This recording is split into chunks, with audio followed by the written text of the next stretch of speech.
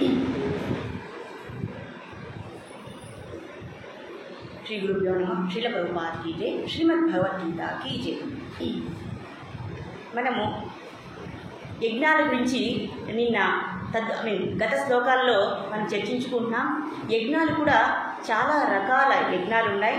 అవి ద్రవ్య యజ్ఞాలు, యోగ యజ్ఞాలు, తపో యజ్ఞాలు, అలాగే ఇలా మహా రకాల యజ్ఞాలు అనేటివి ఈ ధర్మశాస్త్రంలో లేదా యోగశాస్త్రంలో ఉద్దేశించబడినవి. మరి అన్ని యజ్ఞాల కంటే కూడా విశేషమైనది, ఉత్తమమైనది వచ్చి జ్ఞాన యజ్ఞము.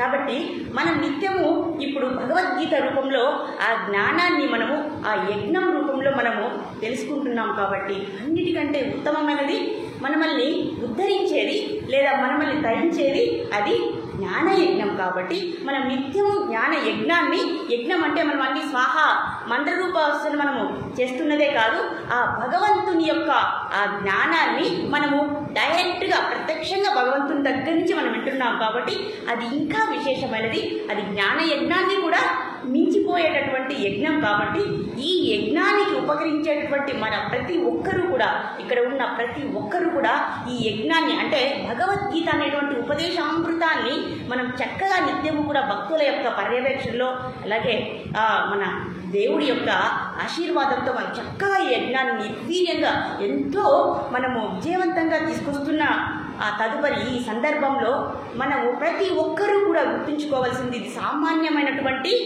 ఈ యజ్ఞం కాదండి. ఇది ప్రతినిత్యం మనం ఎలా చేయాలి? శ్రద్ధాభక్తులతో, శ్రవణాది కీర్తనాదులతో మనము ఏకాగ్రతగా మనం మన భక్తి శ్రద్ధని, మన మనస్సుని పూర్తిగా ఈ యజ్ఞంలో మనం సమర్పిస్తేనే మనకు ఆ ఉపదేశామృతం యొక్క ఫలితం అనేది మనకు లభ్యమవుతుంది. కాబట్టి జ్ఞానయజ్ఞం అన్నిటికంటే గొప్పది అని ఇక్కడ మనకు బోధిస్తూ ఉన్నారు. కాబట్టి దానికి మనం చేయవలసిందల్లా ప్రతి ఒక్కరూ కూడా దీనికి సహకరిస్తే వారికి అందినటువంటి ఫలం అత్యున్నతమైనది, విశేషమైనది, అదే మనల్ని తరింపజేస్తుంది అని ఈ యజ్ఞాన్ని మనం చర్చించిపోయే ముందుగా ఆ ప్రేరణని కూడా మనం ఒక్కసారి భగవంతుడు మనకి సూచనాప్రాయంగా అందేశిస్తున్నారు. కాబట్టి మనము ఈ యజ్ఞానికి మన త్రికరణ శుద్ధిగా దీన్ని ఎంతో గౌరవంగా, శ్రద్ధగా, ఈ భగవద్గీత అంటే ఇది ఒక్కటే మనల్ని ఉద్ధరిస్తుంది అన్న దాంట్లో ఎంత మాత్రం అతిశయోక్తి లేదు. కనుక శ్రద్ధాభక్తులతో ఎంతో గౌరవంగా, వినయంగా, ముఖ్యంగా వినయం అండి, వినయం చాలా ముఖ్యం. మనకు అన్నీ తెలుసు అని ఎప్పుడైతే భావిస్తామో దాని అర్థం శాస్త్రం ప్రకారం మనకి ఏమీ తెలియదు అని అర్థం. అవునా కదండి? కాబట్టి మనకి ఏమీ తెలియదు, తెలిసినా కూడా దాని యొక్క ఆ దిశలను, ఆ యొక్క పై స్థాయిలను భగవంతుడు క్రమానుసారం మనకి ఇక్కడ బోధిస్తున్నారు. అయ్యా ఎవరు చెప్పట్లేదు, ఇది భగవద్గీత స్వయంగా భగవానుడే చెప్తున్నారు. కాబట్టి మనము చేయవలసిందల్లా మన మనస్సుని ఈ యజ్ఞంలో సమర్పించాలి. ఎవరైతే శ్రద్ధాభక్తులతో మనం ఏది ఇవ్వమండి భగవంతునికి, మన సమయాన్ని ఇస్తున్నాం ఇక్కడ. అవునా కదండి? మనం సంపదని అన్నింటినీ ఇవ్వడం అనేది ఒక ఎత్తు అయితే, మన విలువైనటువంటి సమయాన్ని ఈ భగవత్ యజ్ఞం కోసం మనము సమర్పిస్తున్నాము. ఈ యజ్ఞంలో ఎవరు కూర్చుంటున్నారయ్యా?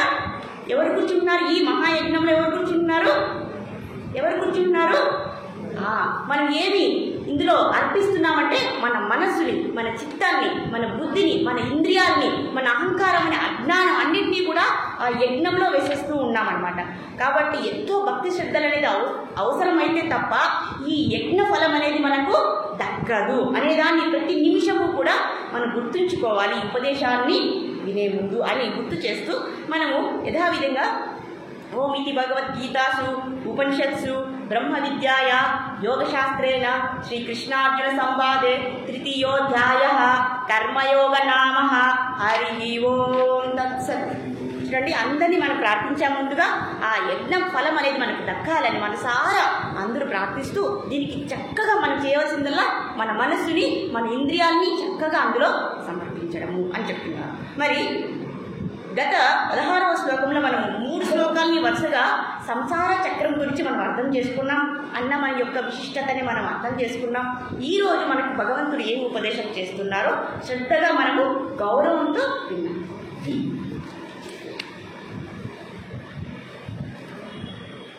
3.17 అండి, 17వ శ్లోకంలో ఉన్నాం మనము. 3వ అధ్యాయంలో మన ప్రతినిత్యం దాన్ని మనము ఒక అటెన్షన్లో మనం ఉండాలి.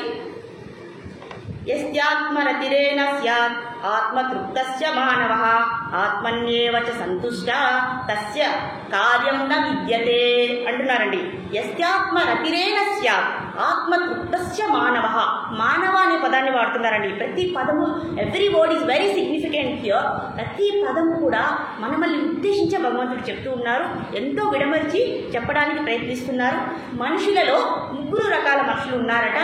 ఒకరు సాధారణ మానవుడు, మరి సాధారణ మానవుడి కంటే పై స్థాయిలో ఉన్నవాడు, మరి సాధారణ మానవుడి కంటే అధమ స్థాయిలో ఉన్నవాడు. ఇలా 3 రకాల కేటగిరీ, 3 రకాల వర్గాలను ఇక్కడ చూపిస్తూ ఉన్నారయ్యా. సాధారణ మానవుడు అంటే సాధారణ పనులు చేసుకుంటూ తన జీవితాన్ని గడిపేవాడు. అంటే దానికంటే తక్కువ స్థాయి ఉన్నవారు ఎవరయ్యా అంటే అధమ స్థాయిలో ఉన్నవారు, అంటే అసాధారణ వ్యక్తి అంటారు. అంటే ఎంతసేపు ఇంద్రియాల కోసమే ప్రయత్నించేవారు, అంటే ఆహారం, నిద్ర, ఇవన్నీ ఈ మైథునం, వీటి కోసమే తాపత్రయపడేవాడిని అసాధారణ వ్యక్తి లేదా అధమ వ్యక్తి. అంటే అందరికన్నా తక్కువ స్థాయిలో ఉండేటువంటి అజ్ఞానాన్ని కలిగినటువంటి వ్యక్తి ఆ అసాధారణ వ్యక్తి. మరి సాధారణ వ్యక్తి కన్నా పై స్థాయిలో ఉన్న వ్యక్తి సత్కర్మలను ఆచరించేవారు, అంటే శాస్త్రయుక్తంగా మనకు నిర్దేశించినటువంటి పనులని చేసేవాడు. ఇక్కడ మనం కొంచెం పదాలు వాడుతున్నామండి, ఒకవేళ మనకు అర్థం కాకపోతే మీరు అడగవచ్చు. సాధారణ స్థాయి సత్కర్మలను ఆచరించేటటువంటి వాడు ఆ సాధారణ స్థాయి కంటే పైవాడు.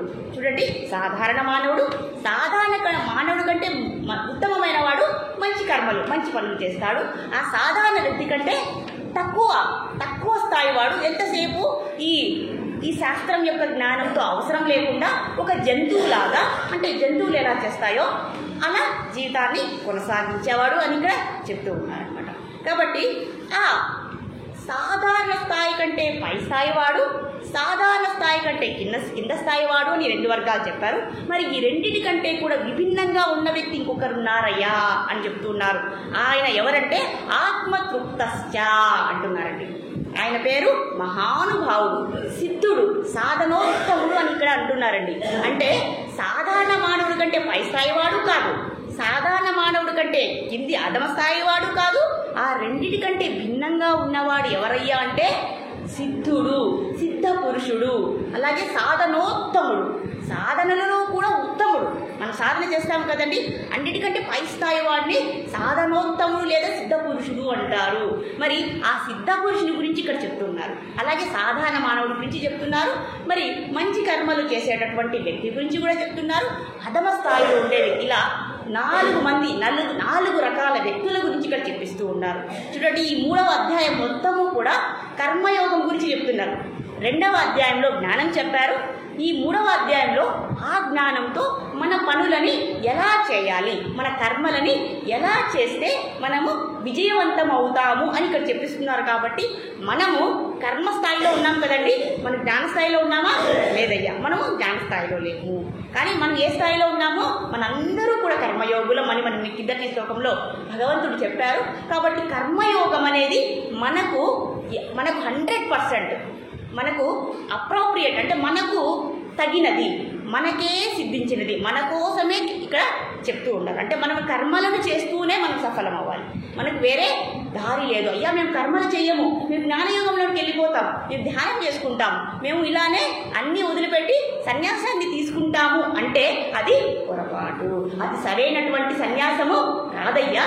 కర్మను ఆచరిస్తూ ఆ కర్మని భగవంతునికి అర్పిస్తూ ఇలా చేసుకోవడమే మనకు నిర్దేశించినటువంటి విభాగం అని ఇక్కడ భగవంతుడు చెప్తారు. కాబట్టి ప్రతి ఒక్కరము కూడా, మనందరూ కూడా ఒక చతుష్కుమారులు తప్ప మిగతా అందరూ కూడా, అంటే 100 మంది ఉన్నారండి, 100 మంది జాగ్రత్తగా వినాలి. మీరు శ్రద్ధగా వింటేనే తప్ప ఈ గీతోపదేశం అనేది మనకు మనసుకి అంటుకోదు. మనం దీన్ని తక్కువగా అనుకున్నామంటే మనము అజ్ఞానంలో ఉన్నట్లే, మనము అధమ స్థాయిలో ఉన్నట్లే. కాబట్టి ఇందుకు ప్రతిసారి భగవంతుడు ప్రత్యేకించి చెప్తున్నారంటే మనమందరూ కూడా కర్మలే, కర్మిలము. మనల్ని ఏమంటారు? కర్మిలు. ఎవరైతే కర్మలను ఆచరిస్తారో కర్మిలు అంటారు. మనం యోగాన్ని కలుపుకోవాలి. అంటే మనం చేసే పనులన్నింటినీ కూడా ఎలా చేయాలి? భగవంతుని కోసం లేదా మనం సఫలం అవ్వడానికి మనము పనులను చేయాలి. కాబట్టి మనం కర్మయోగులు అవ్వాలి. మనం ఇప్పుడు దేనికి ప్రయత్నిస్తున్నాం? ఇక్కడ యోగులు అవ్వడానికి మనము ప్రయత్నిస్తున్నాము అని ఇక్కడ చెప్తున్నారు. కాబట్టి ఇక్కడ ఆత్మరతి అని చెప్తున్నారండి. యస్యాత్మరతిరేన స్యాత్, ప్రతి పదాన్ని కూడా ఇక్కడ మనం వివరించబోతున్నామండి. ఇక్కడ ఆత్మరతి అని ఎవరిని అంటారంటే, ఎవరైతే తన ఆత్మతత్వంలో పరమాత్మ స్వరూపాన్నే ప్రీతిగా కలవాడో, ఎవరైతే ఆత్మస్వరూపంలో పరమాత్మ తత్వాన్నే, పరమాత్మ స్వరూపాన్నే, పరమాత్మనే ఎవరైతే ఇష్టపడతారో, ప్రీతి చెందుతారో వారినే ఆత్మరతి అంటారు. అర్థమైంది కదండి. ఇది అత్యున్నతమైనటువంటి స్థాయి. అలానే వారికే కాదండి, మనము కూడా సాధించవలసినటువంటి స్థితి. మనం కర్మయోగంలో అయితే మనకు ఆత్మదర్శనం ఇంకా తెలియదు. మనం అనుకుంటున్నాం, అయ్యా మేము ఆత్మ దర్శనం చేసుకున్నాము అని అనడానికి ఈ స్థాయి ఇంకా సరిపోలేదు. కాబట్టి ఈ జ్ఞానాన్ని మనము తెలుసుకుంటే ఆత్మరతి అనేటువంటి స్థితిని మనము సంపాదించుకోవాలనేది మన లక్ష్యం. అవునండి. ఎందుకంటే ఆత్మరతి గురించి మీరు విన్నారంటే మనకు ఆ విశిష్టత ఏంటో మనకు అర్థమవుతుంది. ఆత్మరతి అంటే ఈయన ఓన్లీ ఏమంటే కేవలము పరమాత్మ తత్వాన్ని మాత్రమే చూస్తాడు ఆత్మలో. ఇంకా ఏ ఇతర భౌతిక వస్తువుని, భౌతిక విషయాలని ఇష్టపడడు, కోరుకోడు. ఇది సింపుల్గా చెప్పేశారండి. కాబట్టి ఆత్మన్యేవ సంతుష్ట, ఆయన ఎప్పుడు కూడా ఆత్మతత్వంలో, ఆత్మలో పరమాత్మ రూపాన్ని ఎప్పుడు కూడా సంతోషంగా ఆనందిస్తూ ఉంటాడు. అంటే అతనికి ఆనందం అనేది ఏ భౌతిక విషయాల పట్ల ఎక్కడి నుంచి బయట నుంచి రాదండి, ఆత్మ నుంచినే వస్తుంది. ఎందుకంటే ఆత్మలో మనం ధ్యానం చేసేటప్పుడు చూస్తుంటాం, మీరు గమనించి ఉంటారు. ధ్యానంలో ఎప్పుడైతే మనము ఆత్మస్వరూపాన్ని మనం ధ్యానం చేస్తామో, ఎవరైతే పరమాత్మ తత్వాన్ని చూడగలుగుతారో, పరమాత్మ స్వరూపాన్ని ఎవరైతే చూడగలుగుతారో అతనే సిద్ధుడు, అతనికే సిద్ధి లభించినట్లు. అంటే ఆనందం అనేది లోపలే ఉంది, పరమాత్మ జ్ఞానంలోనే ఉంది తప్ప ఏ బయట నుంచి మనకు రాదు. మరి మనం ఎవరండి అని ఇక్కడ చెప్తున్నారు. ఆత్మరతి రేవస్య అని అంటున్నారు. అయ్యా, ఆత్మయందు పరమాత్మ తత్వమందు తృప్తి, ప్రీతి, సంతోషం కలిగిన వాడే ఆత్మరతి. ప్రీతి, తృప్తి, సంతోషం, ఈ మూడు ఉన్నాయండి మనకు. అది మనము ఇప్పుడు పరీక్షించుకోవాలి. ప్రతిదీ కూడా మనకు అనువర్తించుకోవాలి. మన కోసమే చెబుతున్నారు భగవద్గీత. అర్జునుడి కోసమే కాదు, మన కోసమే చెప్తున్నారు కేవలం. కాబట్టి మన ఆత్మలో మనకు ప్రీతి ఉందా, తృప్తి ఉందా, సంతోషం ఉందా? కొద్దిగా ఉంది, అందరికీ ఉంది. కానీ ఎక్కువ శాతం ఏదుంది అంటే మనకు ఆనందం మనం అనుకోవడం బయట నుంచే వస్తుందయ్యా. మనకు ఆనందము బయట నుంచినే వస్తుంది. ఒక వస్తువు ఇచ్చామనుకోండి, అబ్బా నాకు చాలా ఆనందం లేదు ఈరోజు, నాకు ఈరోజు మంచి ప్రసాదం మీరు పంపించారనుకోండి, అబ్బా నాకు చాలా, అంటే ప్రసాదం అనకుండా అనుకోకూడదు, ఇక్కడ మంచి ఆహారాన్ని పంపించారనుకోండి, అబ్బా నాకు ఈరోజు చాలా మంచి ఆహారం దొరికింది అని నేను అనుకున్నాను అనుకోండి, అది ఆత్మరతి కాదు. అది మనకు బాహ్య వస్తువుల నుంచి, అది వస్తువైనా, విషయమైనా, మనిషి అయినా బయట నుంచి వచ్చిందనుకోండి ఆనందం, దాన్ని మనం ఇష్టపడ్డాం అనుకోండి, అప్పుడు మనల్ని ఏమంటారు? ఆత్మరతి అన్నారు. ఏమంటారు మనల్ని అని కూడా ఇక్కడ చెప్పిస్తున్నారు. మరి మనకు అలాంటి స్థితి మనకుందా? లేదు. మరి దాన్ని ఎలా మనము పొందాలి అని ఇక్కడ చెప్తూ ఉన్నారయ్యా. ఆత్మరతి రేవస్య, ఇది సాధారణ మానవుని యొక్క పరిస్థితి. ఇక్కడ ఆత్మరతి అనేవాడికి ఆత్మతత్వం నుంచినే వచ్చేస్తుంది ఆనందం. కానీ సాధారణ మానవుడికి బయట నుంచి ప్రతిదీ రావాలి. మనకు రెండు ఉంది, మనకు ఆత్మతృప్తి ఉంది, ప్రీతి ఉంది, సంతోషం ఉంది, కానీ కొద్దిగా మాత్రమే ఉంది. కానీ ఈ మహానుభావుడు ఎవరైతే ఈ సిద్ధపురుషుడు ఉన్నాడో అతనికి ఆత్మతత్వంలోనే ఉంది. ఎందుకంటే ఆయన ఆత్మతత్వంలో పరమాత్మను మాత్రమే ధ్యానిస్తూ ఉంటాడు. పరమాత్మ నుంచి వచ్చేస్తూ ఉంటుంది అనంతమైనటువంటి ఆనందం. అంతే కదండి, ఆనంద సచ్చిదానంద విగ్రహ. అంతే కదండి. భగవంతుడు అంటే ఎవరండి? పరమాత్మ అంటే ఎవరండి? ఆనంద స్వరూపుడు. కాబట్టి ఆయన ఇంతసేపు ఆయన ధ్యానిస్తాడు. కాబట్టి బయట నుంచి ఆయనకు ఆనందం అనేది అవసరం లేదు. మరి ఈ సాధన మనం చేద్దామా? సాధనలో మనం సంతృప్తి చెందుతామా? మన ధ్యానంలో కూర్చొని 24 గంటలు ఇలా ఈ స్థితిని మనము అనుభవించగలమా? మనకు ఆకలేస్తుంది, దాహం వేస్తుంది, దప్పికేస్తుంది, పిల్లలు ఏడుస్తారు, భర్త అరుస్తారు, అమ్మ అరుస్తుంది, లేదా అందరికి సేవ చేయాలి. మరి ఈ స్థితిలో మనం ఉండగలుగుతున్నామా? లేదు. ఎందుకంటే బాహ్యకారకాలు మనల్ని అవరోధం కలిగిస్తున్నది. అయినా కూడా మనము ప్రయత్నం చేయాలి అని ఇక్కడ చెప్తూ ఉన్నారయ్యా. ఆత్మన్యేవచ సంతుష్ట, ఎవరైతే తన ఆత్మలో తనకి తృప్తి ఉందో, ఆనందం ఉందో, సంతోషం ఉందో, ప్రీతి ఉందో, అప్పుడే మనము దాన్ని సాధించినట్లు అని ఇక్కడ చెప్తున్నాం. మనం కూడా సాధించవచ్చు, కాకపోతే నిదానంగా సాధన మనము చేయాలి అని ఇక్కడ చెప్తున్నారు. మరి ఈ ప్రీతి అంటే ఏంటి? ఈ 3 విషయాలు చెప్పారు కదండి. ప్రీతి చెప్పారు, అలాగే తృప్తి చెప్పారు, సంతోషం. ప్రీతి, తృప్తి, సంతోషం. చూద్దాం, ఒక్కొక్కటి మనం సాధిస్తాము. మరి ఈ ప్రీతి అంటే ఏంటంటే ఇది ఒక అనుకూలమైన భావన. ప్రీతి అంటే ప్రేమ, అవునా కదండి? మన మీద మనకు ప్రేమ ఉందండి. మన మీద ఉందా? వేరే వాళ్ళ మీద ఎక్కువ ఉందా మనకు ప్రేమ? మన మీద మనకి ఎక్కువ ప్రేమ ఉందా? వేరే వాళ్ళ మీద ఎక్కువ ప్రేమ ఉందా? వెరీ గుడ్, అంతే కదండి. మన మీద మనకే ప్రేమ ఎక్కువ ఉంది. మరి ఇతరుల మీద కొద్దిగా తక్కువ ఉంది. మరి ఇతరుల మీదే లేనప్పుడు పరమాత్మ మీద ఉందా? ఎంత ఉంది? మనమల్ని మనం అర్పించేంత ఉందా? అయ్యా మాకు బాహ్య వస్తువులు ఏది వద్దయ్యా, నువ్వు ఉంటే సరిపోతుందా అని అనుకునే స్థితి మనకుందా? ఆ శక్తి ఉందా? లేదు. కాబట్టే మనం ఇక్కడ ఉంటున్నాం మనిషి జన్మలో. కానీ మనము సాధించవలసినటువంటి లక్ష్యం ఖచ్చితంగా సాధించగలం. కాకపోతే మనకి జ్ఞానం అనేది తెలుసుకొని సాధన కొద్దిగా చేస్తూ ఉండాలి అని ఇక్కడ చెప్తున్నారు. మరి తృప్తి అంటే ఏంటంటే, మనకి ఇప్పుడు ఆకలి వేసింది అనుకోండి, చాలా ఆకలి వేసేస్తుంది. ఇప్పుడు ఏం చేయాలి? మనకి తృప్తి ఎలా కలుగుతుంది? బయట నుంచి వచ్చాము, చాలా ఆకలి వేస్తుంది, అప్పుడు ఏం చేయాలి? తినాలి. అప్పుడు మొదటి ముద్ద ఏమనిపిస్తుంది మనకి? అబ్బా, పాయసం, వడలు, బిర్యానీ ఇవన్నీ పెట్టారనుకోండి, ఏమనిపిస్తుంది? అబ్బా, అన్నదాత సుఖీభవ అని తృప్తి చెందుతామా? మరి 2వ ముద్ద, 3వ ముద్ద, 10వ ముద్ద, 20వ ముద్ద అదే స్థితి ఉంటుందా మనకి? ఉండదు. క్రమంగా అది తగ్గిపోతుంది. మరి దాహం వేసింది, వెంటనే నీళ్ళు తాగాలి కదండి. మొదటి గుట్టగా మనకి ఎంత సంతోషాన్ని ఇస్తుందండి ఎండలో వెళ్ళిన తర్వాత. అలాగే అన్ని భౌతిక పరిస్థితులకు కూడా మనము ఇవన్నీ కూడా ఏమంటున్నారంటే సాంసారిక దుఃఖం అంటున్నారండి. ఇవి తప్పవు మనకు. ఈ ఆకలి తప్పుల బాధ మనకు తగ్గదు. కానీ యోగ సాధనలో దీన్ని కూడా మనము ఈ ఆకలి బాధల్ని కూడా కొద్దిగా కొంచెం 0.1% అయినా మనము తగ్గించుకుంటూ రావచ్చు. అలా సాధన చేస్తే అది కూడా సాధ్యం అవుతుంది అని ఇక్కడ చెప్తున్నారు. కాబట్టి దుఃఖము పోయి సంతోషం కలిగే స్థితినే ఏమంటున్నారు? తృప్తి అంటున్నారు. అది ఆకలైనా కావచ్చు, దాహమైనా కావచ్చు, ఇంకా వేరే ఏదైనా కావచ్చు అని ఇక్కడ చెప్తున్నారు. మరి సంతోషం అంటే ఏంటి? సంతోషం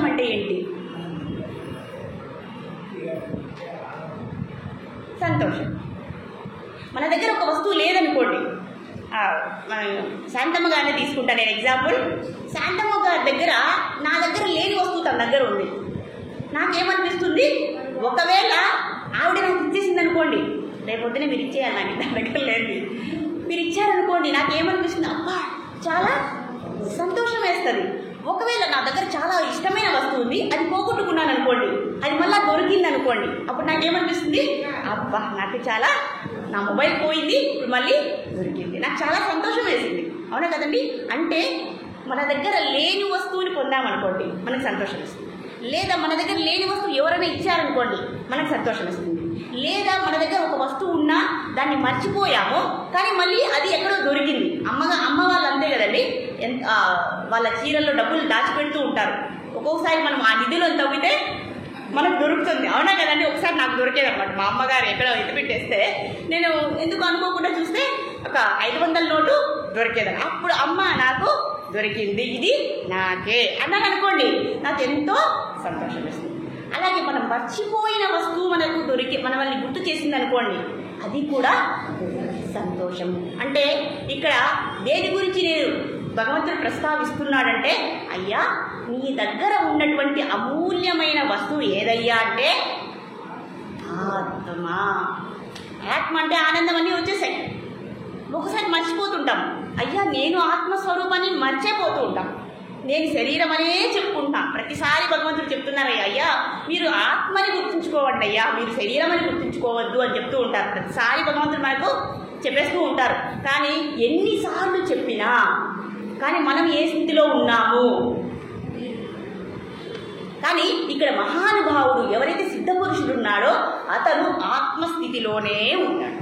అది మనకు ఆ సిద్ధపురుషుడు లేదా మహానుభావుడికి ఉన్నటువంటి తేడా. ఇక్కడ సిద్ధపురుషుడు లేదా మహానుభావుడు బయట నుంచి వచ్చేటువంటి ఏ వస్తువులతోనూ ఆయన ఆనందాన్ని పొందలేడు.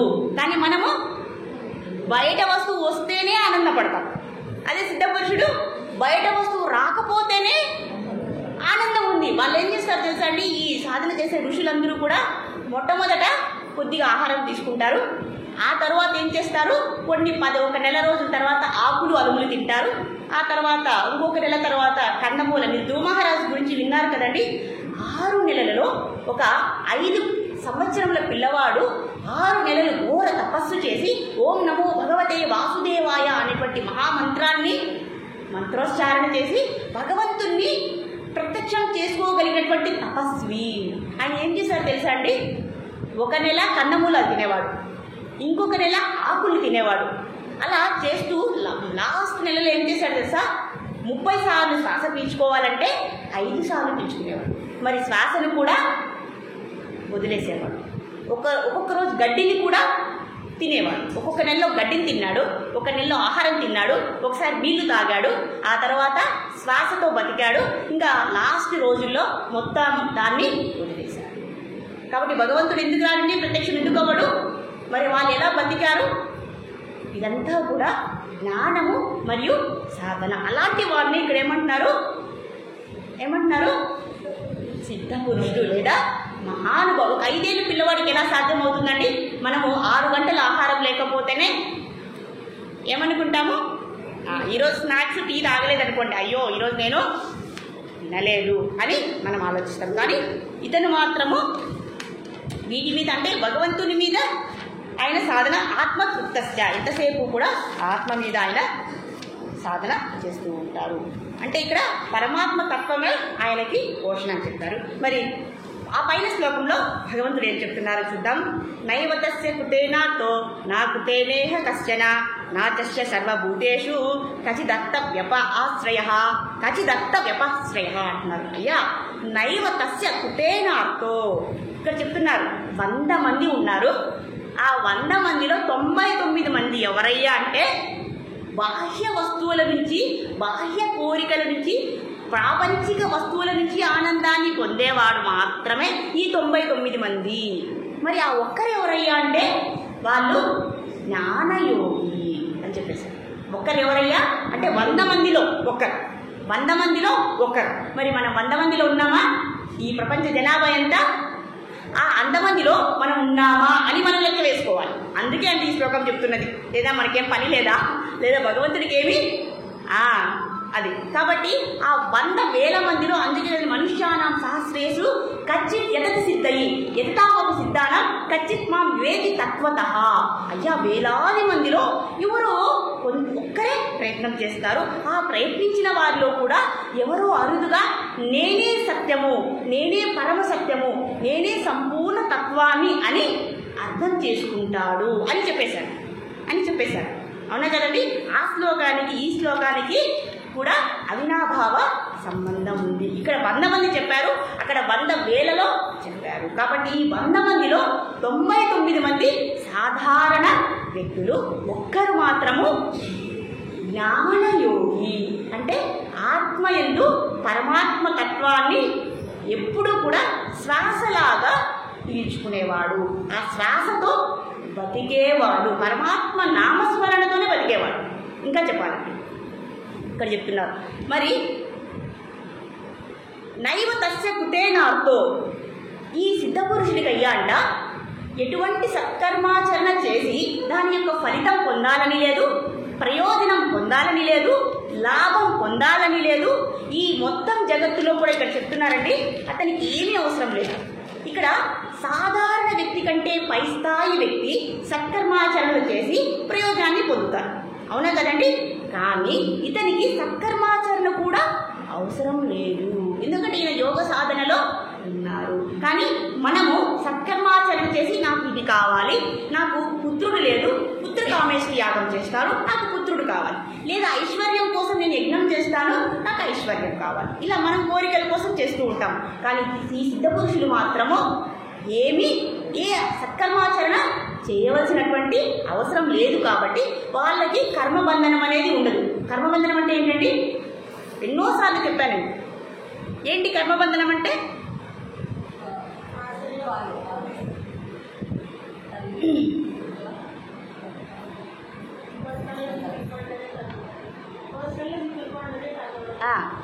కోరికల్లో అంటే పుణ్యఫలము వద్దు, పాపఫలము వద్దు. ఈ రెండింటికి అతీతంగా ఉండేవాడినే కర్మబంధన రహితుడు అంటారు. వారికి ఎటువంటి పాపము ఎటువంటి పుణ్యము తీసుకుని వెళ్ళరు. అయ్యా మీరు వెళ్ళేటప్పుడు ఏమైనా తీసుకెళ్తారా, వచ్చేటప్పుడు ఏమైనా తీసుకెళ్తారా అని అడుగుతారు. తప్పకుండా తీసుకెళ్తాం, తప్పకుండా తీసుకొస్తాం. ఏంటయ్యా?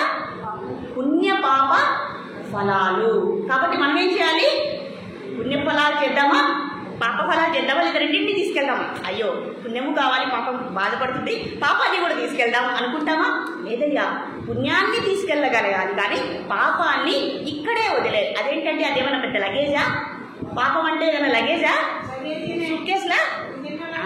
ఏ రూపంలో? ఏ రూపంలో లగేజే, కరెక్టే. ఏ రూపంలో? అందుకే కదండి ఇక్కడ కర్మాచరణ చెప్పిస్తున్నారు. ప్రతి కర్మని కూడా మనం ఏం చేయాలి? జ్ఞానంతో, దానివల్ల ఎటువంటి దోషం మనకు కలగకూడదు, అలాగే ఇతరులకు కూడా కలగకూడదు.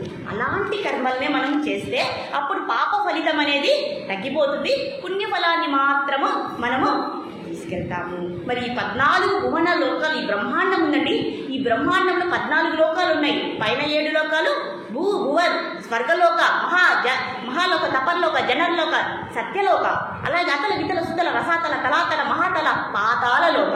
ఇలా 14 లోకాల్లో కూడా మనకు ఎటువంటి కోరికలు అవసరం లేదు అనుకోవాలి. కానీ ఈ సిద్ధపురుషుడు ఏమనుకుంటాడు?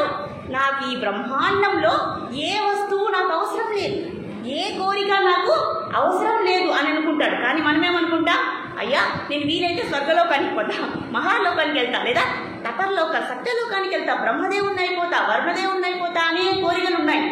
కానీ ఈ సిద్ధపురుషుడికి మాత్రం ఈ 14 లోకాల యొక్క ఆశలు, ప్రయోజనం, లాభం, నష్టం ఏమీ అవసరం లేదు అని ఎందుకు చెప్తున్నారంటే మనము కూడా ఆ స్థితికి రావాలి అని ఇక్కడ మనకు చెప్తూ ఉన్నారన్నమాట. ఇక్కడ నచాస్య సర్వభూతేషు ఖచ్చితంత వ్యపాశ్రయ అని చెప్పేశారండి. ఈ 14 లోకాల నుంచి కూడా ఈ సిద్ధపురుషులు ఎటువంటి ఆశని, ఏ వస్తువు, ఏ వ్యక్తి, ఏ పదార్థము, ఏ విషయము వాళ్ళకి అవసరము లేదు అని చెప్తున్నారు. కానీ మనకు అన్నీ అవసరం, ఇది ఉంది అది ఉంది. కానీ వస్తువుల మీద ప్రీతే, అంటే వస్తువుల నుంచి పొందే ఆనందమే మనకి ఎక్కువగా ఉంది, అవునా కదండి? కానీ అది అశాశ్వతము. ఈ భౌతిక ప్రపంచం అనేది దుఃఖాలయము, ఇక్కడ ఉన్నంత వరకు మనకు దుఃఖమే వస్తుంది, అది అశాశ్వతం అని మనము అర్థం చేసుకోవాలి అని ఇక్కడ చెప్తూ ఉన్నారన్నమాట.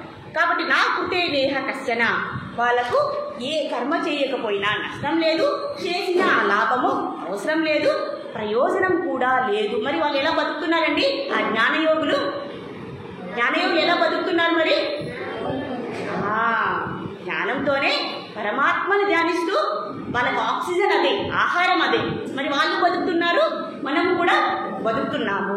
మరి వాళ్ళు ఉత్తమ లోకాలకు వెళ్ళిపోతున్నారు, మనము ఇక్కడే ఆ బ్రహ్మ భువనాల్లోక పునరావర్తినోర్జున మా ఉపేత్తి కౌంతయ్య పునర్జన్మన ఉంటుంది. అన్ని లోకాలకు వెళ్తాము, తిరిగి మళ్ళీ ఈ భూలోకానికి వచ్చి తిరుగుతూ అన్ని యోనుల్లో వెళ్ళిపోతూ ఉంటాము.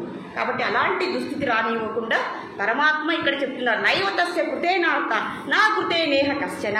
అయ్యా 2 రకాల పదాలు వాడారు. అదేంటయ్యా? తేన అకృతేన అన్నారు. తేన అకృతేన అన్నారు ఇక్కడ. అంటే ఈ 2 పనులను చేస్తూ ఈ 2 ప్రయోజనాలను పొందుతూ ఉంటామట. అదేంటంటే మంచి పనులు చేసి పుణ్యాన్ని పొందుతుంటాం, అంటే సత్కర్మలు చేసి పుణ్యం, దుష్కర్మలు చేసి పాపం పొందుతాము. మరి ఈ రెండింటికంటే కూడా అతీతంగా ఉండేది వీత కర్మలు అంటున్నాడు. అయ్యా విహిత కర్మలు అంటే మనం తప్పకుండా మనకు నిర్దేశించబడినటువంటి కర్మల్ని మనము చేయాలి. అది చెయ్యకపోతే దాన్ని అకరణం లేదా అకృతం అంటారు సంస్కృత భాషలో. మరి అది చెయ్యకపోతే ప్రత్యవాయం అనేటువంటి ఫలితం మనకు కలుగుతుందట. అదేదో మనం చూద్దాం. కాబట్టి వేదాల ప్రకారం, ధర్మశాస్త్రం ప్రకారం మనకు అటువంటి పరిస్థితి, మనము ప్రత్యవాయం అనేటువంటి ఫలితాన్ని మనము పొందకూడదు. మనకు ఏమి పనులు చెప్పారో, ధర్మశాస్త్రం ఏం చెప్తుందో, వేదాలు మనకి ఏమి బోధిస్తున్నాయో అటువంటి కర్మలను మనము ఆచరించాలి. లేకపోతే మనకేమవుతుందంట, దుఃఖం అనేది ప్రత్యవాయం అనేటువంటి ఫలితం మనకు కలుగుతుందట. అయ్యా ఇవే అండి కష్టాలు. మనకు ఆరోగ్యం రూపంలో వస్తాయి, కష్ట నష్టాల రూపంలో వస్తాయి. కానీ ఎందుకు వచ్చాయో మనకి విదితం అనేది అవ్వదు. కాబట్టి ఆ ధర్మశాస్త్రాన్ని, వేదశాస్త్రాన్ని యొక్క అవగాహన మనకు ఉండాలి. అందుకే మనం యజ్ఞం చేస్తున్నాం. ఏ యజ్ఞం చేస్తున్నామో, భగవద్గీత అనేటువంటి మన జీవితాన్ని ఉద్దేశించబడినటువంటి, మనల్ని ఉద్ధరించేటటువంటి మహాయజ్ఞాన్ని మనము నిత్యము చేస్తున్నామండి. ఈ యజ్ఞాన్ని మనం అందరూ కూడా విజయవంతం చేయాలి. అది బాధ్యత మన మీదే ఉంది. ప్రతి ఒక్కరూ కూడా రావాలి. మీరు రావాల్సిందల్లా, ఏమి చేయవలసిందల్లా ఒక్కటే, ఆ శ్రద్ధ భక్తిని ఒక 18 అధ్యాయాలు అయ్యే వరకు కూడా ఈ యజ్ఞానికి అందరూ కూడా సహకరించాలి. ఎవరు ఎంత సహకరిస్తే వాళ్ళకంతా బ్యాంకులో పడిపోతుంది అనమాట. అంటే ఎవరు, మీరు 1 కోటి రూపాయలంతా చేశారనుకోండి, మీకు 1 కోటి రూపాయలు, మీకు 10 కోట్లు ఇలా పడిపోతూ ఉంటుందట. అవునా కదండి? ఈ భూలోకానికి, ఆధ్యాత్మిక లోకానికి ఇక్కడ 1 చేస్తే అక్కడ 10, ఇక్కడ 5 చేస్తే అక్కడ 5 × 10 వేసుకోండి. అంతటి లాభం కావాలా వద్దా? కాబట్టి ఈ యజ్ఞాన్ని మీరు అందరూ కూడా, మీ బాధ్యత, ఇదంతా కూడా మీ బాధ్యత. మీరు శ్రద్ధగా ఈ యజ్ఞాన్ని చేయాలి అని చెప్తున్నారు. మరి ఈ విహితమైన కర్మలు 3 రకాలట ధర్మశాస్త్రం ప్రకారం. అవేంటో మనం చూద్దాము. నిత్య కర్మలు, అలాగే నైమిత్తిక కర్మలు, కామ్య కర్మలు. నిత్య కర్మలు అంటే మనము పుట్టినప్పటి నుంచి చనిపోయే వరకు తప్పకుండా చేయవలసిన కర్మలనే ఇక్కడ ఏమన్నారు, నిత్య కర్మలు అన్నారు. మరి 2వ రకము నైమిత్తిక కర్మలు అన్నారు. నైమిత్తిక కర్మలు అంటే కొన్ని సందర్భాల్లో, ప్రత్యేకమైనటువంటి సమయాలలో మనం చేయవలసినటువంటి కర్మలు. అవేంటయ్యా అంటే, ఉదాహరణకి సూర్యగ్రహణం వచ్చింది, చంద్రగ్రహణం వచ్చింది. మనం ఏం చేయాలండి? దుప్పటి కప్పుకొని నిద్రపోవాలా? లేదు. మనం ఏం చేయాలి? దానికి మైల అనేటువంటి దోషం ఉంటుంది. ఆ సూర్యగ్రహణ సమయంలో మనం చూసుకొని బయటికి వెళ్ళకూడదు. అలాగే ఇంట్లో ఆహారాన్ని ముందుగా 2 గంటల ముందుగా ఆహారాన్ని తీసుకోవాలి. ఇవన్నీ రెస్ట్రిక్షన్ చెప్తే పారిపోతారేమో మీరు, అలా అనుకోకండి, తెలుసుకొని ఉండండి. అలాగే దర్భని ఉపయోగించాలి. మనం వండినటువంటి ఆహారంలో ఆ దర్భని మనము ఉంచాలి.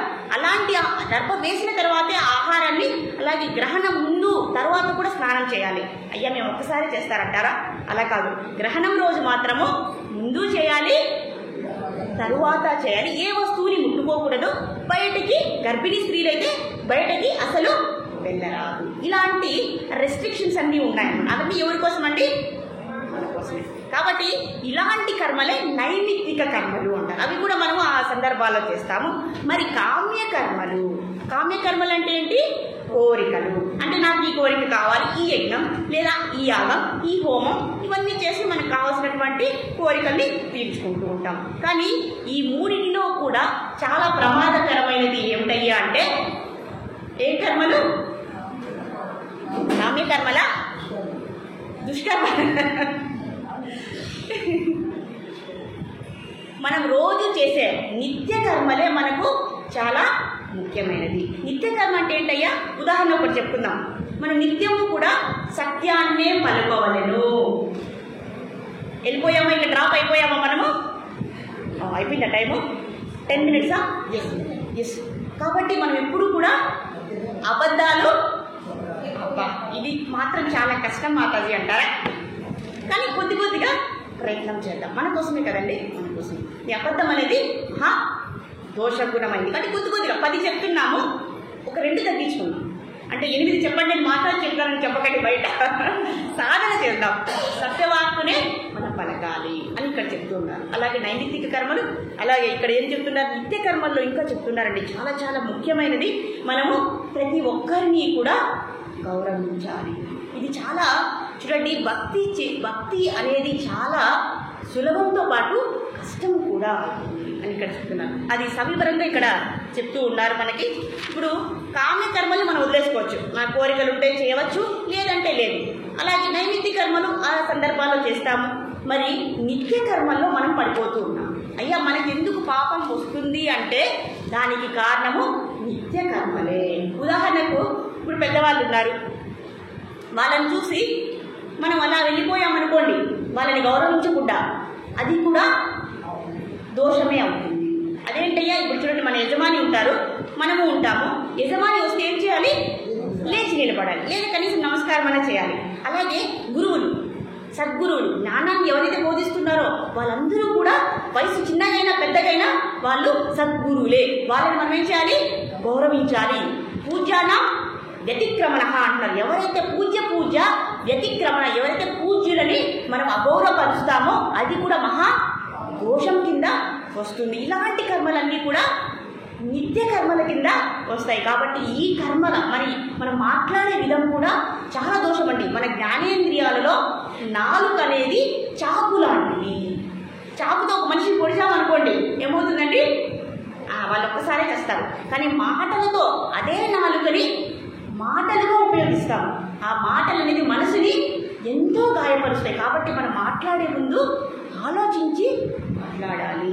చూడండి, గురువు, శాస్త్ర, భక్త, ఈ ముగ్గురి దగ్గర మనము చాలా జాగ్రత్తగా ఉండాలి. ఎవరిని కూడా బాధించకూడదు. గురువులనే కాదు, ఇక్కడ ఈ జ్ఞానుల్ని కూడా మనం ఏం చేయాలి? గురువులను ఏం చేయాలి? తక్కువ చేసి మాట్లాడకూడదు, అవహేళన చేయకూడదు, వాళ్ళని గౌరవించాలి, వాళ్ళని పూజించాలి. లేదా వాళ్ళని మనము అగౌరవపరిస్తే అదేమవుతుంది? మహాదోషం కింద అది వస్తుంది అని ఒక ఉదాహరణగా మనకు దిలీప మహారాజు గురించి చెప్పారయ్యా. దిలీప మహారాజు చాలా గొప్ప సాధకుడు, మంచి ఉత్తమ భక్తుడు. ఒకసారి ఆయన స్వర్గం వెళ్ళారట ఇంద్రుడి కోసం. వెళ్ళి మాట్లాడి తిరిగి వచ్చేటప్పుడు అక్కడ కల్పవృక్షం దగ్గర ఎవరున్నారు? కామధేనువు కూర్చొని ఉన్నారట. ఈయన మాట్లాడుతూ పరధ్యానంలో ఆమెని గౌరవించకుండా వచ్చేశారట. అప్పుడు కామధేనువు ఆమెకు చాలా ఆగ్రహం వచ్చిందట. ఏంటి ఈయన, నేను తటస్థపడితే కూడా నన్ను గౌరవించడా, నాకు నమస్కారం చేయడా అని ఆమె శాపం పెట్టిందట. ఈ దిలీప మహారాజు ఆమెనేమి తప్పులు బట్టి మాట్లాడలేదు, తక్కువ చేసి మాట్లాడలేదు, అవహేళన చేయలేదు, కానీ నమస్కారం పెట్టడం మానేశాడు. దానికి ఆమె శపించిందట, నువ్వు ఏ కార్యం కోసమైతే ఇక్కడికి వచ్చావో ఆ కార్యం నీకు అశుభం కలుగుగాక అని శపించిందట. అదేంటంటే నీకు సంతానం అనేది లేకుండుగాక అని ఆశీర్వదించలేదండి, శాపం పెట్టిందట. ఆ శపించే ఆ సమయాన్ని కూడా దిలీప మహారాజు గుర్తించుకోలేదట, వినలేదట. పాపం వచ్చేసారు. మరి ఆయనకి వయసు అయిపోయింది, కానీ సంతానము లేదు. వైదిక కర్మలకు సంతానం కావాలి కదండి, పుత్రుడు కావాలి కదా. ఇప్పుడు ఆయనకి ఆ పుత్ర శోకం అనేది మిగిలిపోయింది, పుత్రుడు జన్మించలేదు. మరి వశిష్ఠ ముని దగ్గరికి వెళ్ళారట, అయ్యా నాకు సంతానం కలగలేదు, దీనికి ఏంటి కారణం అని వెతికితే ఆయన దివ్య దృష్టితో చూశారట. అయ్యా మీరు ఏం చేసినటువంటి ఒకే ఒక దోషం ఏంటి తెలుసా? మీరు ఆ పూజ్యనీయులైనటువంటి కామధేనువుని విస్మరించడం మాత్రమే. ఇదే మహాదోషం కింద మారి మీకు సంతానం అనేది కలుగక ఉన్నది అని చెప్పారట. మరి దానికి విరుగుడు ఏమయ్యా అంటే, నా దగ్గర ఉన్నటువంటి ఆ నందిని ఆవు ఏదైతే ఉందో కామధేనువు యొక్క పుత్రి, ఆమెకు పరిచర్యలు చేసి ఆమె అనుగ్రహాన్ని పొంది ఆమె ఎప్పుడైతే సంతుష్టపడుతుందో మీకు సంతానం కలుగుతుంది అని ఆయన ఆదేశం ఇచ్చారట. ఆయన చెప్పిన విధంగా ఆయన ఆ నందిని ఆవుని ఎంతో సఫర్యలు చేసి ఆమె అనుగ్రహాన్ని పొంది ఎంత గొప్ప సంతానాన్ని పొందారు తెలుసా అండి? రఘు మహారాజు వచ్చేసారట. వారి యొక్క వంశం ఏమైంది? రఘువంశం. రఘు అనేటువంటి సంతానం గొప్ప మహానుభావుడు పుట్టారట. అతని పేరే రఘు. రఘు వంశంగా మారిందట. ఆ రఘు వంశంలో వచ్చిన వాళ్ళే రామచంద్ర భగవానుడు. శ్రీరామచంద్ర భగవానికి చూడండి ఎంత గొప్ప వంశం అనేది ఏర్పడింది. దేనివల్లండి? ఒక కామధేనువు చేసినటువంటి సపర్యల వల్లే. దీనివల్ల ఏమర్థమైందండి?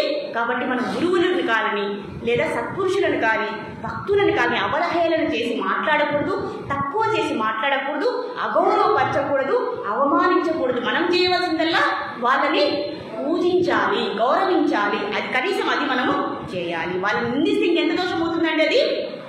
అది దుష్కర్మ అయిపోతుంది. కాబట్టి ఇక్కడ మనకి ఇంద్రద్యుమ్న మహారాజు కూడా అదే తప్పు చేశారండి.